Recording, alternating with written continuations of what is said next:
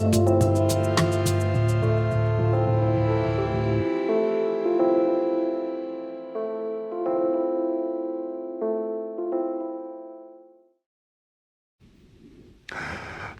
de nous rejoindre pour cet autre numéro d'Hebdo Santé sur Medium.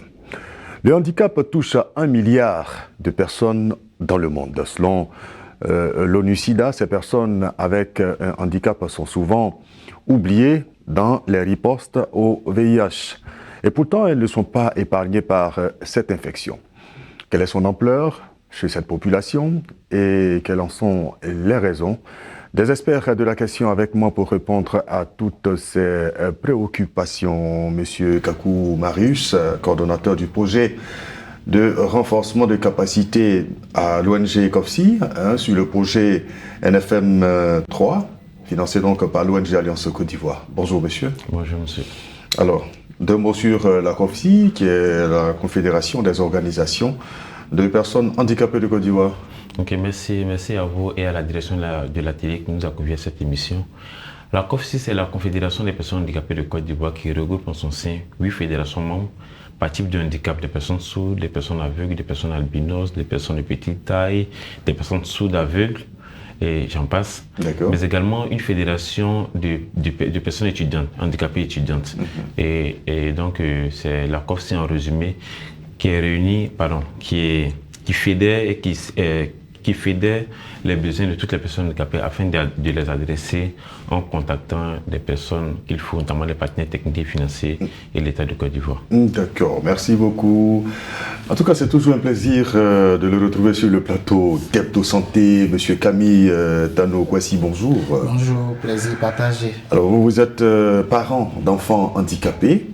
Le PCA de l'ONG ONFACI, qui est l'Organisation nationale des parents pour handicapés auditifs de Côte d'Ivoire, et par ailleurs président de l'UNOFACI, qui est l'Union nationale des organisations des parents de personnes handicapées de Côte d'Ivoire. Alors on peut dire que vous êtes membre de la COFSI. Tout à fait. De fait, nous sommes nous devons pouvoir travailler en synergie, parce qu'à dire vrai, nous existons que parce que nos enfants sont.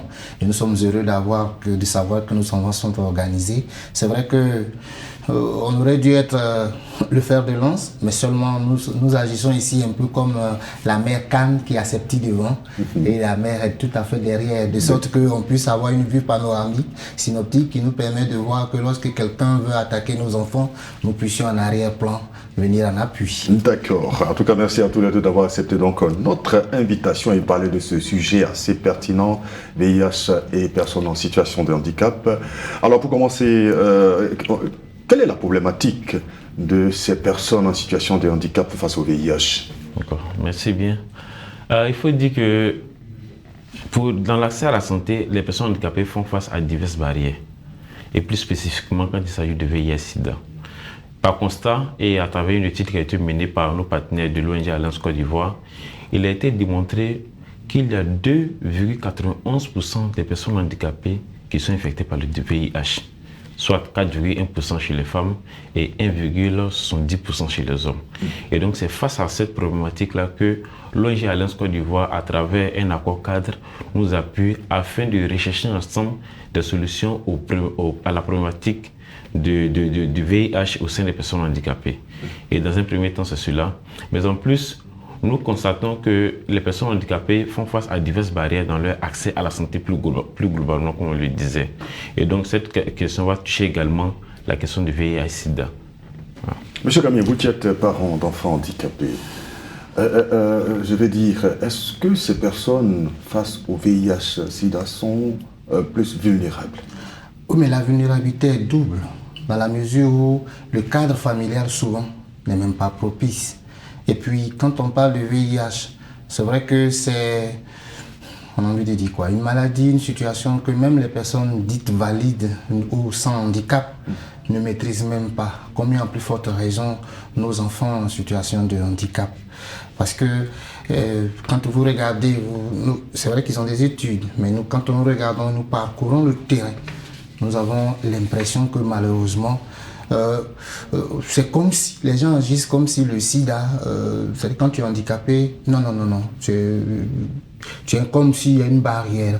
Alors, parce que si on prend la personne comme étant un homme, comme étant une femme, avec des besoins, c'est sûr qu'on peut se rendre compte que c'est un homme. Malheureusement, dans la tête de la plupart d'entre nous, oui, des citoyens qu'on écoute, des frères qu'on entend, on a l'impression que handicap, ça n'a rien à voir avec le sida, ça n'a lui aussi, elle aussi. Mais comment on a fait? Voilà un peu ces genres de propos qu'on entend, cette réalité malheureusement que nous entendons. Pour ajouter à ce qu'il dit, D'accord. les personnes handicapées, naturellement, comme je le démontrais tout à l'heure, sont confrontées à une discrimination, déjà du fait de leur situation. Mais imaginez encore plus, à forte raison, une personne qui présente un handicap et qui est infectée par le VIH-Sida. Cela ne doit pas l'empêcher d'avoir accès aux soins, puisque ça c'est un droit fondamental. Alors que par conséquent, nous constatons une certaine discrimination, une stigmatisation de la personne, un certain rejet même on va dire. Et donc c'est autant de problématiques que nous essayons d'adresser à la Confédération, bien évidemment de commun, ensemble avec l'ONG ONFACI. Alors, moi, la question que je veux poser, est-ce que leur handicap, je vais dire, fait de ces personnes-là des personnes plus à risque face au VIH? Non, de prime abord. Non. Non, parce que c'est, comme on le dit, c'est seulement la déficience. La convention relative aux droits des personnes handicapées est très claire. Elle entend par personne handicapée une personne qui présente une déficience physique, mentale, sensorielle ou intellectuelle, dont l'interaction avec diverses barrières l'empêche de jouir de ses droits sur la base de l'égalité avec les autres. Donc le handicap, c'est un fait. C'est un fait, c'est quelque chose qu'on ne peut plus guérir. Quand on se casse le bras, on n'est pas une personne handicapée. Nous sommes en situation de handicap. Et donc, le fait de se casser le bras, ou bien le fait d'être une personne non-voyante, ça ne gêne en rien. Mais c'est lorsque la personne, sur la base de sa déficience, n'a pas accès à une information, n'a pas accès à un droit, que le handicap là intervient. Et donc, dans la question de l'accès à la santé, comme du fait de son handicap, la personne handicapée motrice aura des difficultés à accéder à un hôpital du fait de l'environnement physique qui ne se prête souvent pas. C'est là que la question du handicap intervient. D'accord. Tout juste pour pouvoir compléter avec ce qu'il dit là, effectivement, si on comprend bien la question, c'est est-ce que le fait que la personne soit handicapée la rend plus vulnérable, c'est-à-dire plus facilement accessible, si c'est ça l'idée? Ah mais oui. Parce que quand j'entends et que j'ai écouté la radio, que j'ai écouté mon grand frère, que j'ai écouté le professeur en classe, et qu'il a parlé déjà de prévention, il a déjà parlé de maladie, il a déjà parlé d'hygiène. Je vais dire naturellement, il y a quelque chose que j'ai, même si l'homme, de par sa nature, je veux dire, se forge une certaine muraille qui lui permette de pouvoir se protéger. Mais moi, mon enfant qui n'entend pas, il a entendu quoi? Ça fait déjà d'un. Mon enfant qui ne voit pas, il a entendu quoi? Même quand il a entendu, il a vu quoi? Donc il y a déjà... Et quand il est, je veux dire, au niveau psychique ou intellectuel, comme il le dit ici, il n'a pas les mêmes prédispositions que... Il a entendu quoi? De ce fait-là, nous pouvons dire que nos enfants en situation de handicap sont plus vulnérables, sont plus facilement accessibles parce que malheureusement, ils n'ont pas eu je veux dire, ce que l'environnement social, ce que l'environnement familial aurait pu déjà donner comme prédisposition pour, il n'a pas pu bénéficier de cela à la base. Il n'a pas eu l'information. Il n'a pas eu l'information. Donc du coup, je vais dire que bon, c'est ça. Malheureusement, je puis dire, en tant que parent, c'est vrai que les experts en parlent avec les études, mais que nos enfants sont plus facilement accessibles, ou du moins sont plus facilement atteints, ou bien sont atteints par cette Oui, maladie. parce qu'en fait, je prends un peu l'exemple d'une personne handicapée visuelle. Est-ce que cette personne aura la capacité, par exemple, de décider du choix du préservatif, par exemple? Oui, la question se pose, oui, elle a le choix du préservatif. Mais est-ce que du fait de son handicap, elle peut utiliser le préservatif comme il se doit? Il y a des sports correctement. Il y a des sports, dans ce sens, le ministère de la Santé fait beaucoup avec ses différents partenaires. On a des spots télé qui démontrent un peu comment est-ce qu'on utilise le préservatif, même dans les sensibilisations de masse, dans nos quartiers, travail focus, etc. Il y a des démonstrations qui sont faites. Mais est-ce que ces démonstrations-là prennent en compte, mais tiennent compte de la situation de handicap de la personne qui a atteint de cécité. On dit généralement, on prend le phallus en bois généralement, on monte, oui monsieur, vous voyez ça? On ne demande pas ce que c'est. Vous voyez ça? Bon, ça, c'est le verre de Mehdi, hein. C'est un exemple que vous donnez. Le phallus, d'accord. C'est l'objet que vous utilisez lors de vos campagnes de sensibilisation. Oui, on prend le préservatif dans la main droite, là, on dit, oui, on ne déchire pas par ici, on déchire par là. Mais est-ce que la personne qui est non-voyante, qui participe à l'activité, comprend la chose? Est-ce qu'elle reçoit l'information comme elle avait été planifiée par les acteurs? D'accord, donc cela confirme effectivement les conclusions donc, de ce rapport de l'ONU-SIDA qui dit que dans les différentes activités de riposte au VIH, ces personnes en situation de handicap sont très souvent oubliées. Effectivement. D'accord. J'ai vraiment envie de rebondir là-dessus parce que là, par exemple, la frange des personnes dont on parle par rapport aux sensibilisations des masses ont eu droit à l'éducation, sont allés à l'école. Parce que la plupart du temps, quand nous sensibilisons, même si c'est en langue vernaculaire, mais je vais dire la plupart du temps c'est en français, c'est en anglais. Et puis généralement, même si, comme je le dis, je veux dire que avec tout ce qui se passe en langue vernaculaire, il y en a. Mais attention, comment les enfants n'ont pas eu accès à l'école? Je ne sais pas. Vos sensibilisations, ça va servir. Comment il va comprendre?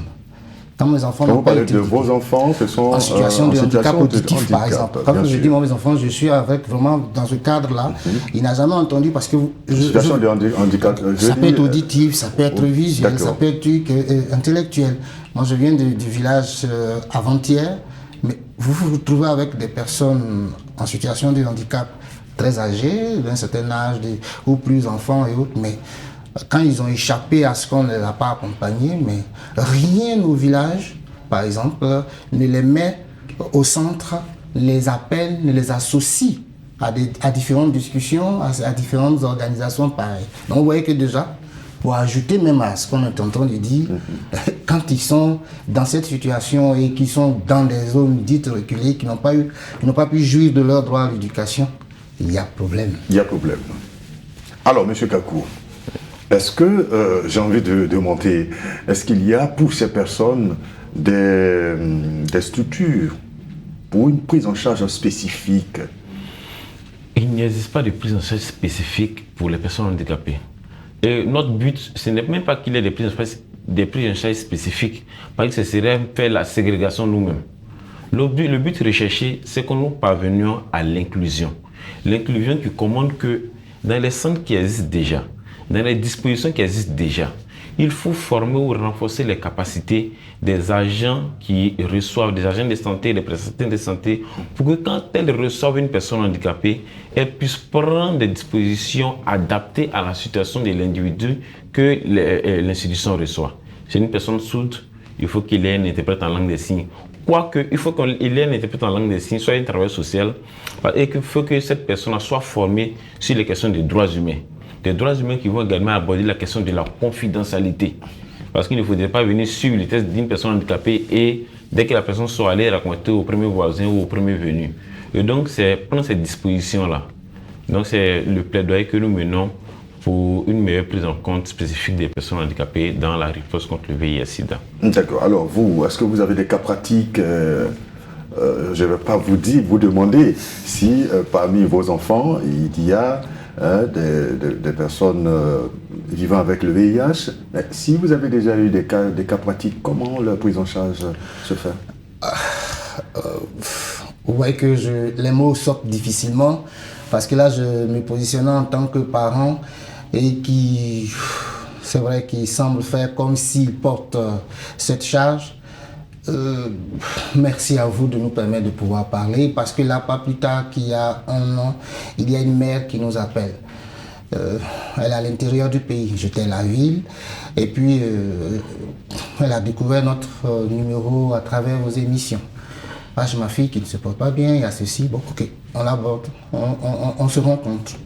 Et puis la petite est très bien, elle est malentendante, et puis elle boit, donc elle va dans les maquis, s'est fait, excusez-moi, mais on est dans une émission d'adulte, se fait violer, elle fait une première grossesse, Bon, elle essaie de tout faire parce que le père l'a abandonné au cadre de ce pays, donc c'est la mère seule qui s'en occupe.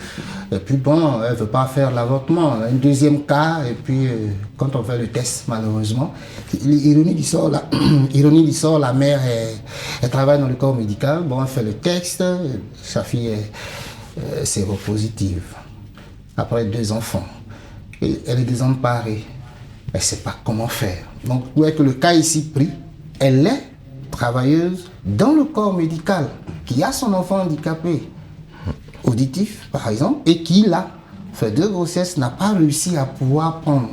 Si on va remonter, vous voyez un peu ce que cela veut dire. Il y en a beaucoup et c'est pour ça que on ne peut pas parler de santé, nous ici en tant que parents, les choses sont là, mais nous disons, tant qu'on ne réussira pas à faire en sorte que les droits les plus élémentaires, droit à la vie, parce que beaucoup de nos enfants ne sont même pas déclarés, et parce que le père est parti, parce qu'elle est rejetée, la mère, droit même à l'éducation. Je répète et j'insiste là-dessus. On pourra tout faire, mais dire qu'on va avoir 0 cas, c'est pas évident. Parce que les gens, soit qu'il y a des réseaux qui exploitent la vulnérabilité de nos enfants, pour pouvoir faire d'elles des travailleuses du sexe, par moment. Excusez, bon, c'est l'émotion qui fait qu'aujourd'hui... Qui est donc votre voix, c'est un peu délicat, mais c'est important à savoir. Les cas, il y en a en légion, malheureusement. Et on ne sait pas. Souvent, vous vous trouvez face à des mères ou à des enfants, même quand vous leur parlez du sida, il y a des cas qui nous disent, mais on fait comment si on n'a pas travaillé, on peut pas, on n'a pas de revenu d'activité qui nous permet d'avoir des fonds, on n'a pas de ceci qui nous fait... Mais si on arrête, qu'est-ce qu'on devient, par exemple? Et vous confirmez qu'il y a des obstacles dans la prise en charge, dans les centres de prise en charge? Mais justement, parce que même quand on arrive, quand on a un cas d'une de nos filles qui arrive et puis on... Toi, handicapé, tu n'as pas de pied, tu fais comment pour être en grossesse? Quand vous entendez ça, pardon. Non, on ne généralise pas, hein, mais nous sommes en train de poser une situation qui fait que ça peut-être attire l'attention de tout un chacun. Ici, ça va très bien en Abidjan, dans les agglomérations, les grandes agglomérations, des efforts sont faits, beaucoup de trucs sont faits. Mais quand nous sommes sur terrain, quand vous rentrez, vraiment la Côte d'Ivoire, c'est quoi? 342 000 km² dont on parle. Et quand on rentre à l'intérieur, vous vous rendez compte qu'il y a beaucoup de choses encore. Monsieur Kakou, vous avez parlé d'inclusion tout à l'heure. Est-ce qu'il y a de l'existant ou alors c'est maintenant que vous allez le mettre en œuvre? Il y a de l'existant. On consulte toujours ce qui existe déjà. Et donc, comme je le disais tantôt, il y a des dispositifs du ministère qui existent. Pour revenir un peu sur ce que disait M. Camille tout à l'heure, les personnes handicapées ont une vie sexuelle. Et cela est démontré à travers des études. De 18 à 25 ans, on a au moins un partenaire. Et donc, c'est faux de penser qu'une personne handicapée n'a pas de vie sexuelle. Et donc, quand on le sait, on prend déjà des dispositions pour les inclure dans les politiques, d'abord de prévention, mais également de prise en charge. Et donc, pour la question de l'inclusion, c'est de prendre les dispositions nécessaires au regard, j'insiste là-dessus, hein, au regard des différents types de handicap. Parce que ce sont des résolutions au cas par cas. La difficulté auquel sera confrontée une personne handicapée intellectuelle n'est pas la même difficulté qu'une personne handicapée moteur, n'est pas la même difficulté qu'une personne handicapée sourde, n'est pas la même difficulté qu'une personne handicapée même albinos. Parce que chacune de ces personnes-là aura une situation particulière pour laquelle elle cherche une solution, notamment dans la question du VIH-Sida. On l'a dit tantôt, hein, le taux de prévalence est de 2,91%. 2,91%, c'est plus du double du chiffre en Côte d'Ivoire. Du chiffre national. Du chiffre national. Et donc, ça démontre de ce que la situation est réelle. Le problème, il est réel. Donc, comment faire pour les inclure? C'est là qu'intervient notre plaidoyer.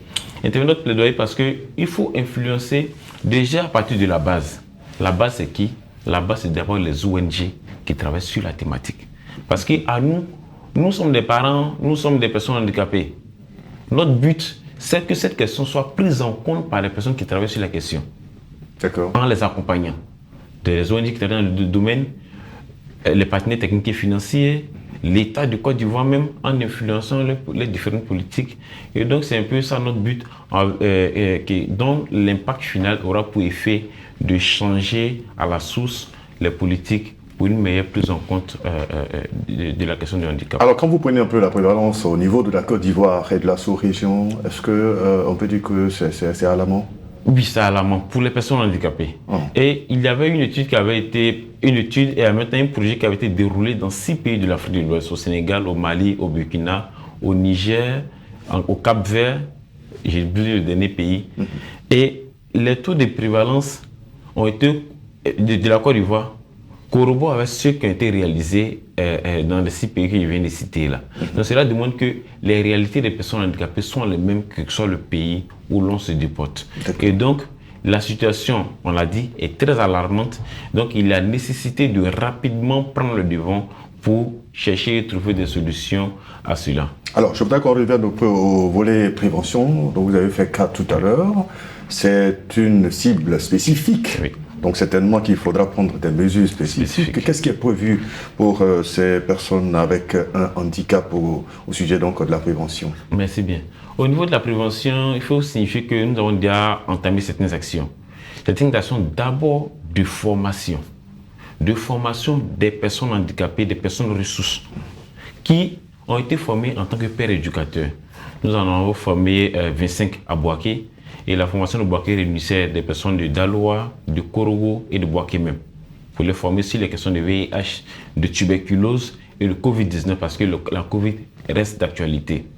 À Abidjan, à Dabou, nous avons également pu former une trentaine de personnes venues de diverses horizons de la région d'Abidjan sur la même thématique en tant que pères éducateurs. Ces pères éducateurs qui ont été formés sont les premiers maillons de la lutte au sein des personnes handicapées. C'est à elles maintenant d'avoir les réflexes quand elles voient une personne handicapée qui tousse, qui maigrit, qui perd même l'appétit. Ce sont des signes alarmants pour lesquels ils pourront déjà attirer leurs compères à aller à l'hôpital. Donc ce sont des personnes... personnes référentes dans la communauté. D'accord, des personnes handicapées que vous formez. Oui, effectivement. D'accord. Ce sont des pères éducateurs, des personnes handicapées auprès d'autres personnes handicapées. Et donc il y a même une restitution à Korogo de cette formation qui a été faite, à Boaké également. Mais en plus de cela, nous avons débuté également une formation, un renforcement des capacités des agents de santé et prestataires, ainsi que des travailleurs sociaux sur la même thématique de la prise en compte du handicap dans la lutte contre le VIH-Sida. Qu'est-ce que le handicap? C'est d'abord ça. Qu'est-ce que le handicap? Qu'est-ce qu'une personne handicapée n'est pas? Déconstruire les informations déjà reçues dans la communauté, etc., afin qu'elles comprennent mieux la question pour ensuite mieux l'adresser dans la lutte contre le VIH-Sida. Dans ce sens, il y a des médecins qui ont été formés. Il y a également l'ONG ONFACI, nos parents qui nous ont accompagnés dans cette initiative-là. D'accord, dans cette dynamique en plus de cela, il faut signaler également qu'il y a un plaidoyer qui se déroule actuellement à Korogo, à Boaké, à Daloa, à Yopougon, à Bobo. Et bon, pourquoi je voulais on attend vivement donc le résultat de ces plaidoyers. Effectivement. D'accord, mais vous en tant que parent de personnes handicapées, quelles sont vos attentes justement? Qu'est-ce que vous attendez justement en matière de prévention pour que véritablement ces personnes en situation de handicap soient véritablement protégées de l'infection à VIH? Généralement, quand vous écoutez certains décideurs, certaines organisations, la première chose qu'on colle aux parents, ou à la thématique parents, c'est ils sont de mauvaise foi, ils rejettent les enfants, puis bon, ils s'en occupent pas du tout. Généralement... D'accord, donc les parents ont leur rôle à jouer d'abord. C'est pour en arriver justement là, très important pour nous. Parce que la question que les gens ne posent pas, mais c'est pourquoi ça, malheureusement. Et quand nous avons regardé, nous avons compris que c'est parce que les parents eux-mêmes là vivent un traumatisme tel que finalement, ils sont plus en situation de handicap même, ils sont plus traumatisés même que les personnes handicapées elles-mêmes. Wow. De ce fait, nous avons abordé, nous avons touché certaines organisations dont ils parlent, mais encore d'autres. Nous avons posé 2 questions très rapidement à l'AIBF et ainsi de suite. Nous avons dit, vous voulez atteindre le taux 0% de cas. Malheureusement, il y a une bonne frange de la population dont vous ne faites pas cas. Ils sont surpris. Mais quand vous parlez, vous n'y signez pas. Quand vous parlez, vous ne montrez pas, vous ne dites pas, vous ne dites comme il a dit. Et donc, les gens ont commencé à comprendre. Donc, ici, nos attentes à nous, ici, c'est de faire en sorte que les parents même qui ont ces enfants, c'est-à-dire qu'il faut qu'ils soient associés plus ou moins, pas pour prendre la place ou jouer le rôle de qui que ce soit, mais pour dire ce qu'ils vivent à la maison avec leurs enfants, les réalités. Parce que souvent, les solutions se trouvent là, cachées, là où on ne demande pas surtout. Ça, c'est la... Donc, ce qu'on attend aujourd'hui, c'est que tout ce qui se fait là soit traduit, soit expliqué, soit utilisé, qu'on utilise tous les moyens de communication possibles pour le faire. Je dis un truc simple. Il y a 2 ans de cela, il y a une organisation qui nous a rapidement dit que nous voulons faire une formation, il faut 3 mois, en 2 séances, on peut réussir. Nous leur disons, pour nos enfants en situation de handicap auditif, quand vous faites 2 jours, dites plutôt 2 semaines. D'accord. Parce qu'il y a une base, il y a des prérequis qui n'ont pas. Tu es obligé de commencer par la base avant d'y arriver. Donc ici, c'est de prendre en compte cette spécificité, cette différence, et pouvoir permettre que tout ce qui se fait puisse être inclusif. D'accord. En 2 mots, M. Kakou, pour terminer, en 2 mots. Pour terminer, pour résoudre la question de la prise en compte des personnes handicapées, nous allons nous appuyer sur les conclusions de l'OMS, notamment les 6 piliers du paquet minimum. C'est-à-dire promouvoir une communication pour le changement de comportement qui prenne en compte la question du handicap, également promouvoir la prévention du VIH à travers des sensibilisations, et également analyser les politiques publiques en matière de prise en compte du handicap dans la santé. Et enfin, analyser également le budget pour qu'également soient pris en compte les moyens qu'il faut pour intégrer la question du handicap dans ce qui est fait actuellement. D'accord. Alors, au travers donc de tout ce que nous avons dit, on comprend véritablement que ces personnes en situation de handicap sont véritablement exposées à l'infection donc du VIH, et c'est, disons, pour leur prise en charge, pour leur éviter cette infection que vous travaillez. On vous souhaite donc beaucoup de courage, Monsieur Camille Tanokwasi.